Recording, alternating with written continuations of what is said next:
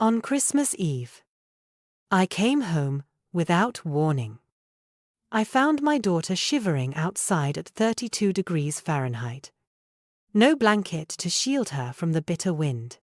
Inside, through the large bay window, I saw firelight flickering, glasses clinking, and my son-in-law's family raising their champagne in laughter. I kicked the door open, clutching my daughter in my arms, and shouted 6 words that silenced them all. But let me start from the beginning. The taxi dropped me off at a quiet cul-de-sac just outside Richmond, Virginia. My heavy boots sank deep into the untouched snow. Each gust of icy air slapped my face so hard, it felt like the winter itself wanted me gone.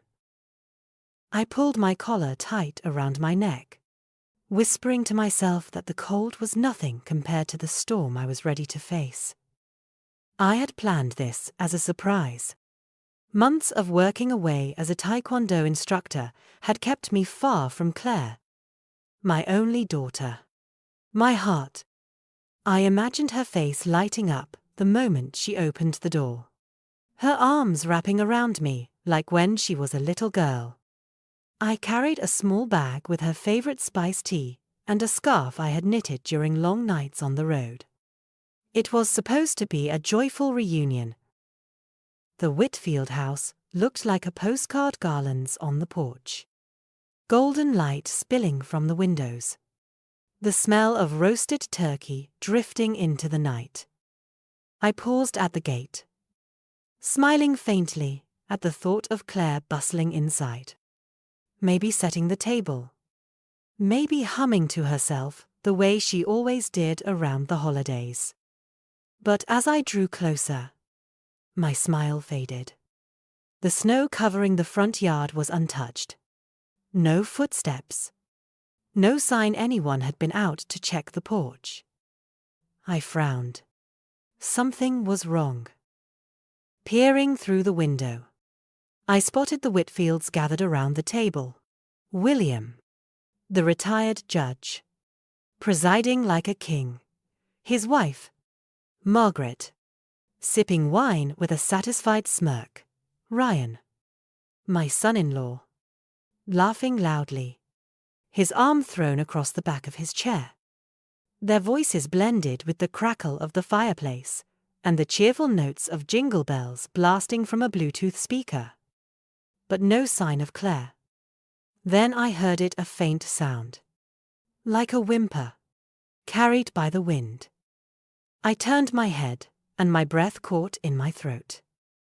There she was, my Claire, curled up on an old wooden chair on the porch, shoulders hunched, wearing only a thin blouse.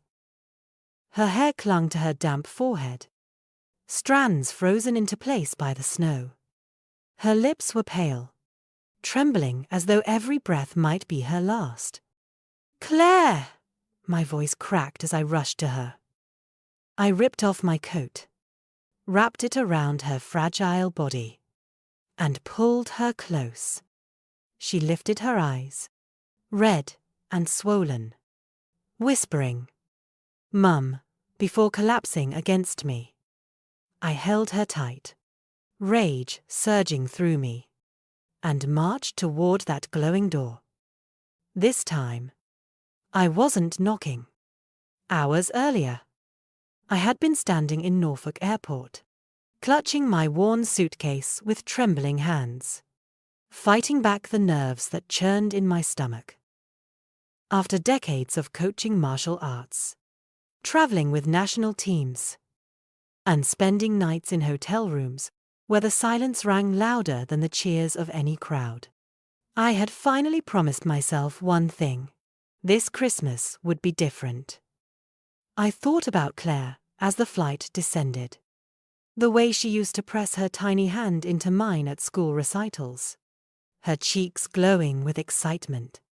The way she called me late at night, her voice breaking, whispering through sobs that another pregnancy had slipped away, that she had failed again. Each time, Id tried to remind her she wasn't a failure. But the miles between us, the tournaments, the endless obligations they all stole from me, the chance to hold her, to prove with my arms what my words could never carry. That night, as the plane landed, families filled the terminal. Fathers lifted children onto their shoulders. Mothers handed out candy canes. Lovers embraced after long separations. I stood alone in the crowd, clutching the scarf ID knitted for Claire, trying to picture her smile when I walked through her door, unannounced. I pulled out my phone, dialing her number. Once, twice, 3 times. Each time the call rang into silence. Unanswered. My chest tightened. Maybe she was busy helping the Whitfields prepare their grand feast, I told myself. But a heaviness pressed into me, as if my instincts knew better. On the taxi ride to Richmond, I stared out the frosted window. The city was alive with Christmas lights. Golden stars strung across storefronts. Choirs singing outside small churches. The bells echoing across the cold night. Yet inside me, there was only unease. We stopped at a traffic light near the city centre. Through the glass, I spotted a familiar face. Jake Martin, one of my first students, back when I taught at the community gym. He wore a police uniform now, directing cars through the heavy holiday traffic. He had grown into a man. Shoulders broad. Movements confident. But the same earnest look in his eyes gave him away. "Jake," I called, rolling down the window. His head snapped up. Recognition sparking across his face. "Coach Rose," he shouted, breaking into a smile. "You're back in Virginia. Just for Christmas." "I am surprising, Claire," I said, warmth rushing to my heart as I spoke her name. But Jake's smile faltered. He glanced down, tightening his grip on the brim of his cap. "That's good," he muttered, too softly, his voice catching. My chest constricted. "Jake, what is it?" I asked, my voice low. "Urgent." He shook his head quickly, forcing a smile. "Nothing. Just glad you're home." The light turned green. The taxi rolled forward, leaving Jake standing under the lamplight, his jaw tight, his eyes following me with a shadow of worry he couldn't hide. And deep inside, I knew something was terribly wrong. The Whitfield house looked like something out of a glossy magazine spread. Garlands framed the doorway, candles flickered on every windowsill, and laughter spilled into the snowy night. But the closer I crept, the more my stomach churned. Something about that laughter wasn't warm. It was sharp, brittle, mocking. I stopped at the large bay window. Through the frosted glass, I saw the family gathered around a long table covered with a red cloth. A roasted ham sat in the center, flanked by mashed potatoes, buttered rolls, and gleaming glasses of wine. William Whitfield, the retired judge, presided at the head like a monarch. His wife, Margaret, perched beside him, every movement calculated, her smile sharp as a knife. Ryan lounged with his shirt collar loose, swirling his wine like he owned the world. His sister, Abigail, leaned in close to whisper to her husband. Her painted lips curled in disdain. I leaned closer, straining to catch their words. "What kind of wife can't even carry a child?" Abigail scoffed. 4 losses? Pathetic. The table erupted in cruel laughter. Ryan's voice cut through, deep and smug. She spends half her days locked in her room, pretending to be sad. If it weren't for my parents, it'd have thrown her out already. Margaret sipped her wine and added smoothly, she calls it depression. I call it laziness. William, you've tolerated enough. She should be grateful we let her stay at all. William, the old judge, leaned back, his voice booming with authority. A woman who fails in her duties must learn to endure. That's the way it's always been. Their words struck like blows to my chest. Each insult stabbed deeper, twisting the knife of every phone call ID taken from Claire. Every night she had sobbed that she wasn't enough. That maybe Ryan was right. That maybe she really was broken. I turned away from the window, tears burning in my eyes. And then I saw her. Claire, my daughter, hunched on the porch in that flimsy blouse. Her hair damp with melted snow, her shoulders trembling. She wasn't just cold, she was discarded.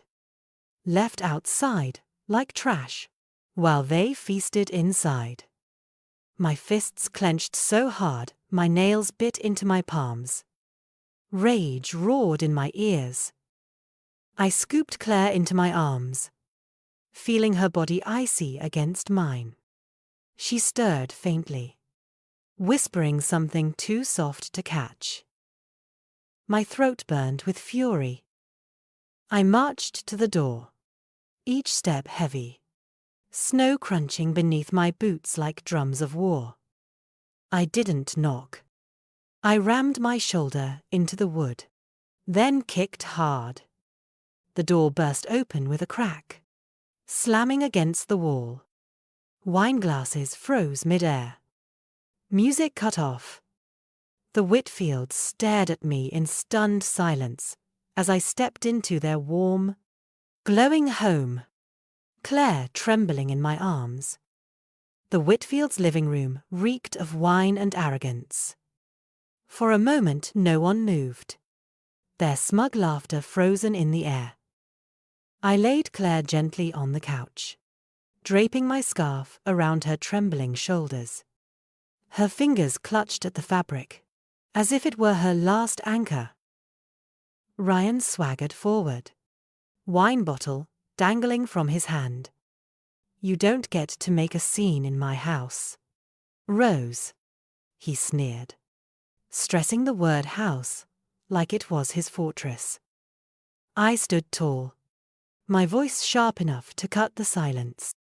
You threw my daughter out into freezing weather. This isn't family. This is abuse. William rose slowly at the head of the table, straightening his jacket, his deep voice dripping with authority. That word has no place here. You think the law will side with you. I know the law better than anyone in this state. I locked eyes with him. Then you should also know it can be turned against you.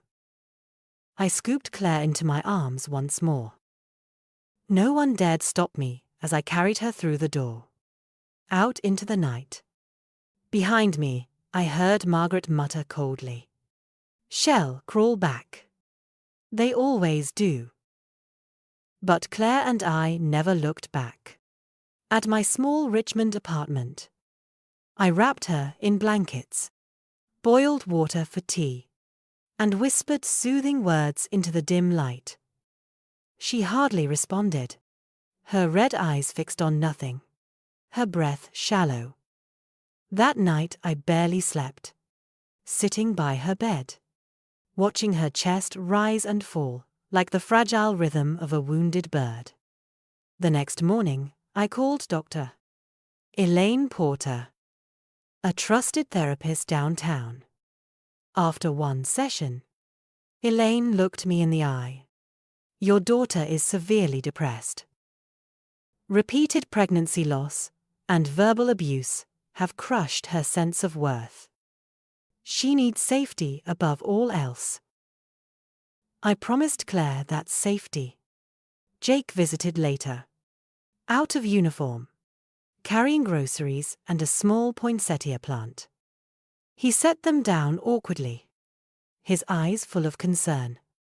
Coach, whatever you need, witness statements. Protection, you've got me. I can't let them get away with this. I nodded, gratitude catching in my throat. That night, as the wind howled outside, a heavy envelope slid under my door. Inside, a single note scrawled in jagged handwriting. Stop meddling, or you'll end up broken. Just like her. My blood boiled. I crushed the paper in my hand and tossed it into the trash. Their threats didn't scare me. They fueled me. I pulled out years of bank receipts, messages, and records showing every dollar I had sent Claire. Every time Ryan had squandered or dismissed it. I stacked them neatly on the table, my hands steady despite the storm inside me. For the first time that night, I whispered to myself, this fight isn't just for Claire's dignity. It's for her life. The Norfolk courthouse loomed ahead, its stone pillars casting long shadows in the crisp January morning. I tightened my grip on Claire's hand as we climbed the steps. She moved slowly, her body frail, her eyes ringed with exhaustion. Every step looked like a battle. She barely had the strength to fight. Inside, the air was cold, sterile, buzzing with the shuffle of papers and the low murmur of lawyers. Ryan strutted across the tiled floor in a sharp grey suit, adjusting his tie as though the trial was his stage. William Whitfield walked just behind him, calm and commanding, his gaze cutting through the room with the same authority that had once silenced courtrooms for decades. Margaret and Abigail followed, their elegant clothes hiding the venom dripping from their whispers. I squeezed Claire's hand. Remember, sweetheart, this is about truth. You're not alone. She gave a faint nod, but her eyes remained downcast. Our attorney, Daniel Marks, stood tall and determined as the judge called the session to order. Your Honor, Daniel began, his voice steady. Today we present proof that Claire Whitfield has suffered ongoing psychological abuse at the hands of her husband and his family. He laid out the bank transfers I had made to Claire over the years, money intended for her care, which had disappeared into Ryan's accounts. He presented medical records signed by Dr. Porter, diagnosing severe depression linked to repeated miscarriages and familial hostility. Each document, each word, was a reminder of every scar Claire carried. But the Whitfields came prepared. Their attorney, a slick man in a dark suit, rose with a practiced smirk. Your Honor, what we see here is not abuse, but a wife unwilling to fulfill her role. The Whitfield family has provided for her every need: shelter, food, comfort, and yet she contributed nothing. He called their former housekeeper, Mrs. Arper Green, to the stand. Her eyes darted nervously as she testified. Mrs. Arper, Claire rarely left her room. I cooked. I cleaned. I did it all. She was lazy. Claire flinched as though struck. I felt my blood surge, my fists clench, but the judge's sharp gavel forced me back into silence. Then Daniel played our strongest card, an audio file secretly recorded on Christmas Eve. Ryan's voice rang out in the courtroom. She fakes depression to avoid helping. Evelyn's smooth contempt followed. A woman who can't bear children is useless. Abigail's mocking laugh sealed it. 4 miscarriages. And she still thinks she matters. Gasps rippled through the gallery. Claire hunched in her seat, covering her face with trembling hands. But the Whitfield's lawyer shot up. Objection. Your Honor. This recording is inadmissible. It was obtained without consent and violates privacy statutes. The judge nodded solemnly. The objection is sustained. The recording will not be considered. My heart plummeted. The single piece of undeniable proof discarded. William leaned back, lips curved in a knowing smile. He had expected this. He had planned it. I reached for Claire's hand, whispering, "Hold on, sweetheart. We're not done yet." But in that sterile courtroom, I could feel the weight of their power pressing down like a suffocating shroud. The final day of the trial dawned grey and heavy. The Norfolk courthouse cloaked in silence that seemed to press against my ribs. Claire sat beside me at the plaintiff's table, her hands clasped so tightly her knuckles blanched white. I brushed her trembling fingers with mine, whispering, "No matter what happens, we walk out of here together." Across the aisle, Ryan looked relaxed, smug even, as though the courtroom itself belonged to him. He leaned back in his chair, flashing a crooked smile in our direction. William sat upright, his calm confidence radiating across the room. Margaret and Abigail whispered to each other, their polished appearances hiding the venom ID seen spill so easily from their mouths. The judge entered, his expression blank, his voice flat as he read the verdict. The court grants the divorce petition of the plaintiff, Claire Whitfield. The marriage is hereby dissolved. For a brief moment, hope flickered in Claire's eyes. Tears welled as she exhaled shakily, whispering, "It's over."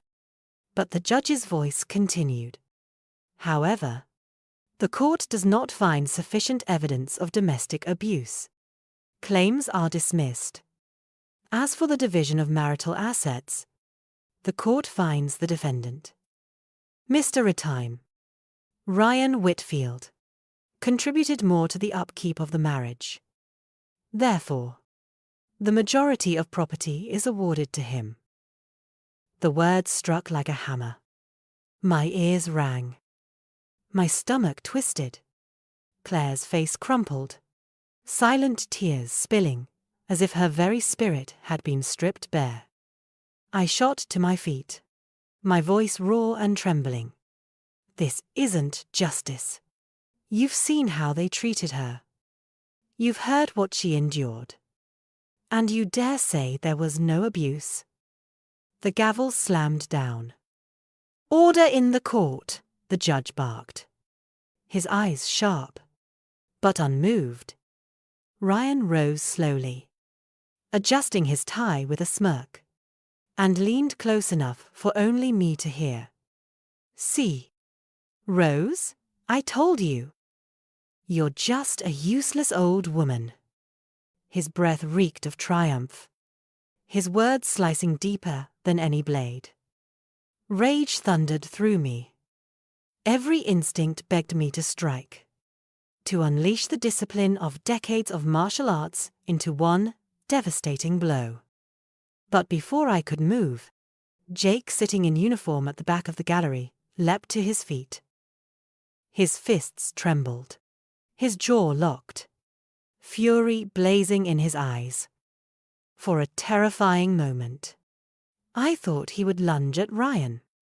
Gasps rippled through the room. Phones lifted. Flashes clicked. A scandal waiting to explode. But then Claire stumbled forward, her tears streaming, clutching Jake's arm with desperate strength. Please don't. I don't want more violence. I just want peace. Her voice broke the silence, like a fragile hymn. Jake froze, his fist slowly unclenching, his chest heaving. Ryan smirked again, but his eyes flickered just for a second. And, though we lost in that courtroom, something larger had begun. Cameras captured Claire's plea, her tears, her bravery. By the time we stepped outside into the icy air, the world was already watching. The courthouse steps were swarmed with reporters by the time we emerged into the cold Virginia air. Microphones thrust forward, cameras flashing, voices calling out. Mrs. Notveni. Whitfield. Do you believe justice was denied? And how do you respond to the judge's ruling? I shielded Claire with my arm, guiding her through the crowd. She kept her head bowed, tears streaking down her cheeks. But the cameras caught everything. That fragile image, my daughter clinging to her scarf, whispering for peace in the courtroom, had already begun spreading online. By nightfall, headlines filled the newsstands. Whitfield trial raises questions of influence. Local channels replayed the footage of Claire's trembling voice, her plea to stop the violence. On social media, strangers rallied behind her. Comments poured in. No woman deserves this humiliation. The system failed her. But we won't. The Whitfields are a disgrace. For the first time, power shifted. Not inside the courtroom, but out here, where truth couldn't be bought. The Whitfields felt it.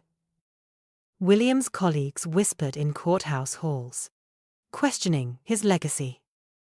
Ryan, once the confident lawyer in training, was branded online as the lawyer of injustice. Margaret and Abigail kept their polished smiles. But rumors spread fast, whispers of cruelty that stained their perfect reputation. Inside our small Richmond apartment, the days passed slowly, quietly. I rose early to cook oatmeal or pancakes, urging Claire to eat. Some mornings she managed a few bites. Other mornings she only sipped tea, staring at the window like she was lost in a storm no one else could see. Jake came often, sometimes with donuts, sometimes with poinsettias. His presence brought warmth, a steady flame in the shadows. One evening, he arrived with a small box. Claire opened it with trembling fingers. Inside was a silver keychain shaped like a martial arts gi, the kind she had once watched me wear proudly at tournaments. Her lips parted in surprise. Jake's voice was soft, but sure. You don't have to be strong all at once. But you can start over. Little by little. Just like your mum did. Claire's eyes filled with tears. She pressed the keychain into her palm, whispering, "Thank you." It wasn't just gratitude. It was the flicker of hope I hadn't seen in months. Later, as the sun dipped behind the rooftops, Claire's voice quavered across the room. "Jake, I may never be able to have children." If that disappoints you, her words broke into silence, heavy with fear. But Jake only smiled gently, taking her hands in his. "I don't need that, Claire. You are already my family."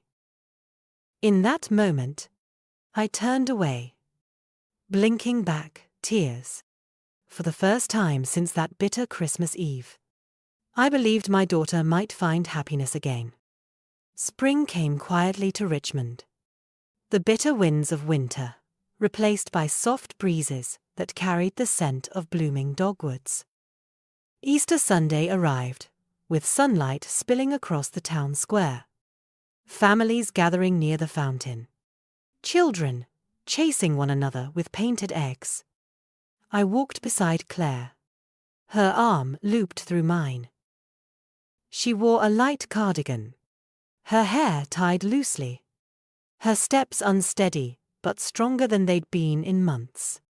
We settled onto a wooden bench near the fountain. The water sparkled in the morning light, and laughter filled the square. Claire closed her eyes for a moment, letting the warmth kiss her pale face. Then she turned to me and whispered, "Mum, I thought it'd never smile again. But I think maybe I can." My chest tightened, and I squeezed her hand. "You can? Sweetheart. You already are." Jake arrived with a paper bag from a street vendor, grinning shyly as he handed Claire a warm churro dusted with sugar. She laughed, a real laugh this time, and took a bite, the powder smudging on her lips. Watching her smile, seeing her shoulders relax in his presence, I felt a weight lift from my heart. For months, I had carried guilt, blaming myself for not protecting her sooner. But as I looked at her now, cheeks glowing in the sunlight, I realized something vital. Surviving cruelty is not weakness. It is strength. The Whitfields still sat in their mansion, their reputations crumbling, their arrogance cracking under the pressure of public judgment. They had won in court, but they had lost in the eyes of the community, and more importantly, they had lost their grip on my daughter's spirit.